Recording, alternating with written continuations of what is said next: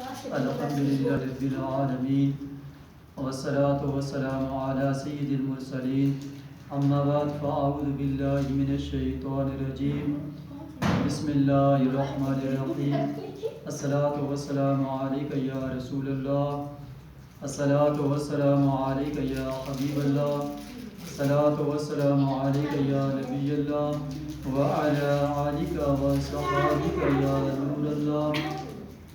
فرمان مصطفیٰ صلی اللہ علیہ وآلہ وسلم ہے کہ جو بندہ جمعہ کے دن مجھ پر 80 مرتبہ درود پاک پڑھتا ہے، اللہ پاک اس کے 80 سال کے گناہ معاف فرما دیتا ہے۔ اللہ پاک ہمیں بھی توفیق دے کہ ہم بھی جمعہ والے دن 80 مرتبہ درود شریف پڑھنے میں کامیاب ہو جائیں۔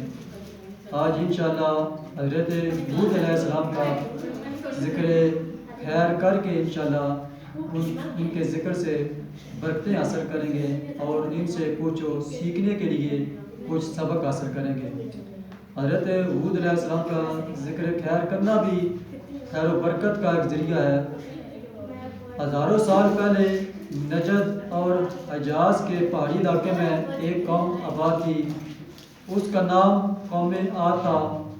اس قوم کے لوگ بہت لمبے اور طاقتور تھے اور اونچی اونچی عمارتیں اور بڑے بڑے بت خانے ان کو ہی پوجتے اور نذرانے چڑھاتے۔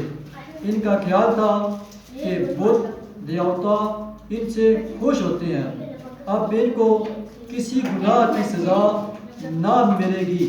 یہ ان کے ذہن میں بیٹھ گیا تھا کہ ہم بتوں کی عبادت کرتے ہیں، ہم ان کو نذرانے پیش کرتے ہیں، ہمیں سزا نہیں ملے گی۔ یہ ان کا ذہن بن گیا تھا، یہ شیطان نے ان کو بخلا دیا تھا۔ تو ان کی ہدایت کے لیے اللہ تعالیٰ نے حضرت ہود علیہ السلام کو اپنا رسول چنا۔ انہوں نے نافرمان لوگوں کو سمجھایا کہ اللہ کے سوا کوئی معبود نہیں ہے، یہ بت مٹی پتھر کے سوا کچھ نہیں ہے۔ اس پر پجاریوں کا غصہ آیا اور وہ حضرت ہود علیہ السلام کو جھوٹا کہنے لگے، نعوذ باللہ۔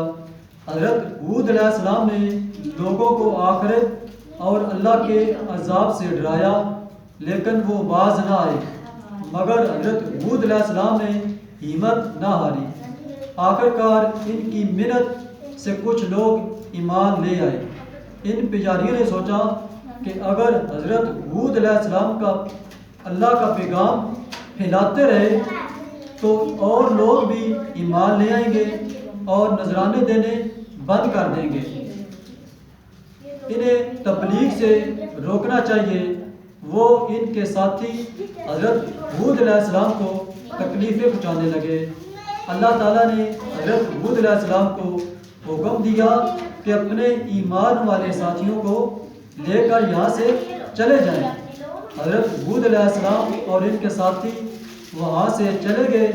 اس کے بعد اللہ کا عذاب شروع ہوا۔ پہلے تو وہاں 3 سال تک بارش نہ ہوئی، قحط پڑ گیا، فصلیں اور چارہ گھاس سوکھ گئی اور مویشی بھوکے مرنے لگے۔ ان لوگوں نے پھر بھی توبہ نہ کی۔ پھر ایک روز بڑا گہرا سیاہ بادل نمودار ہوا، اسے دور سے دیکھ کر وہ لوگ بہت خوش ہوئے، مگر اس کالے بادل کے ساتھ ایک ہی آندھی بھی آئی۔ پھر وہ آندھی تیز ہوتی گئی، تیز آندھی سے چھتیں اڑ گئیں اور دیواریں گرنے لگی۔ مٹی اور ریت سے بھری ہوئی اتنی تیز آندھی میں وہ کچھ کھا پی نہیں سکتے تھے، نہ کھڑے ہو سکتے تھے۔ یہ آندھی کئی دن رات تک لگاتار چلتی رہی، یہاں تک کہ نافرمان لوگ سب ہلاک ہو گئے۔ یہ آندھی اتنی سخت تھی کہ تمام بت اور عمارتیں بھی گر گئیں جن پر وہ لوگ غرور کرتے تھے۔ عذاب ختم ہوا تو ہر طرف بربادی کے نشانات موجود تھے۔ میرے پیارے اور میٹھے اسلامی بھائیوں، وہ لوگ ایمان نہیں لائے تھے، ان کو نیکی کی دعوت دینے کے لیے اللہ پاک نے نبی بھیجے زمین پر کہ ان لوگوں کو میرا پیغام دو، میرا پیغام پہنچاؤ ان تک کہ اللہ وحدہ لا شریک ہے، اللہ ایک ہے، صرف اللہ ہی کی عبادت کرنی ہے۔ لیکن وہ نبیوں کی کچھ لوگ ایمان لے آئے لیکن کچھ لوگ ایمان نہیں لائے۔ ان کو یہی تھی کہ یہ نعوذ باللہ جو نبی ہمیں اللہ کا پیغام دے رہی ہے جھوٹ ہے، وہ اسی کی وجہ سے ہلاک اور برباد ہو گئے اور ان پر کئی قسم کے عذابات ان کو دیے گئے۔ اب ان کو آندھی کا طوفان دیا گیا، جس طرح ان کو عذاب آیا وہ آندھی کا عذاب تھا۔ تو اس سے ہمیں سیکھنے کے لیے بہت کچھ ملتا ہے۔ وہ غیر مسلم تھے، وہ بتوں کی پوجا کرتے تھے، ان کو اللہ کا راستہ دکھانے کے لیے، اللہ کا پیغام پہنچانے کے لیے اللہ پاک نے اپنے نبی بھیجے۔ اور پھر آخر میں ہمارے پیارے آقا علیہ الصلوۃ والسلام اس دنیا میں تشریف فرما گئے، تو ہمارے پیارے آقا علیہ الصلوۃ والسلام کی تشریف آوری سے پہلے ہر طرف ظلم بربریت کا جو بازار سرگرم تھا، ہر طرف جو ہے نا مثلا بتوں کی پوجا، آگ کی پوجا، مثلا ہر بندہ اپنے اپنے خدا کو لے کر بیٹھا ہوا تھا کہ یہ میرا خدا ہے، یہ میرا خدا ہے۔ تو جب ہمارے پیارے آقا علیہ الصلوۃ والسلام اس دنیا میں تشریف لے کر آئے تو ہر طرف ظلم کا جو ایک بازار گرم تھا وہ آہستہ آہستہ بالکل جو ہے ختم ہو گیا، تو ہر طرف امن اور سکون ہو گیا۔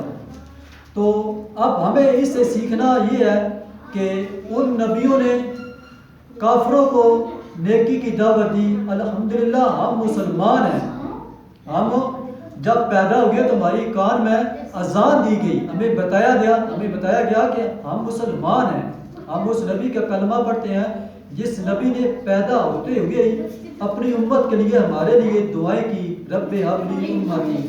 تو ان نبیوں کو نیکی کی دعوت دینے کے لیے بھیجا گیا، پھر ہمارے آخری نبی آئے، پھر صحابہ کرام آئے۔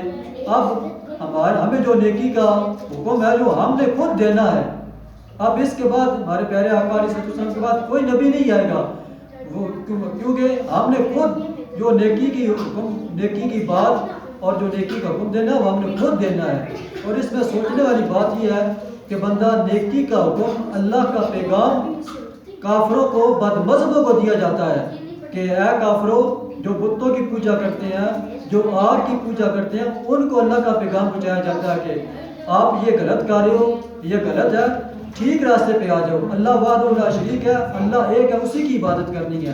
ہم تو مسلمان ہیں نا، ہم کافروں کو دعوت دینے والے ہیں، نہ کہ ایسا اللہ پاک معاف کرے کہ ایسا زمانہ آ گیا ہے کہ ہم مسلمان کو نیکی کی دعوت دے رہے ہیں، ہماری مسجدیں غیر آباد ہو گئی ہیں۔